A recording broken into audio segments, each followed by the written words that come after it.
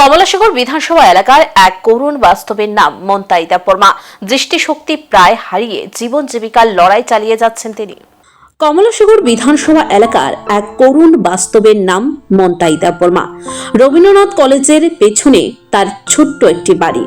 একসময় রিক্সা চালিয়ে সংসার চললেও হঠাৎ অসুস্থতার জেরে তিনি প্রায় দৃষ্টিশক্তি হারিয়ে ফেলেন। পরিবারের একমাত্র উপার্জনকারী মানুষটি চোখে না দেখতে পাওয়ার চরম সংকটে পড়ে পরিবার। চিকিৎসার খরচ জোগাড় করা তার পক্ষে অসম্ভব। তবু পেটের দায়ে ছোট্ট নাতিকে সঙ্গে নিয়ে রাস্তায় রাস্তায় আইসক্রিম বিক্রি করছেন মন্তাইদা পরমা। নাতিই পথ দেখায়, আর তিনি জীবিকার বোঝা টেনে নিয়ে চলেছেন। এলাকায় বিভিন্ন জনের কাছে সাহায্যের আবেদন জানালেও উল্লেখযোগ্য সহায়তা মেলেনি তার অভিযোগ। এই অবস্থায় তার চিকিৎসা ও জীবিকা সুরক্ষায় সরকারি সহায়তার দাবি উঠেছে। কোনখানে বাড়ি কোনখানে? কলেজে পিছে তো নাম কমলাসাগর এলাকা।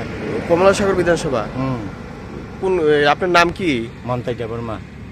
চোখে দেখেন না? আইসক্রিম বেচতাছি নাতিনে লইয়া।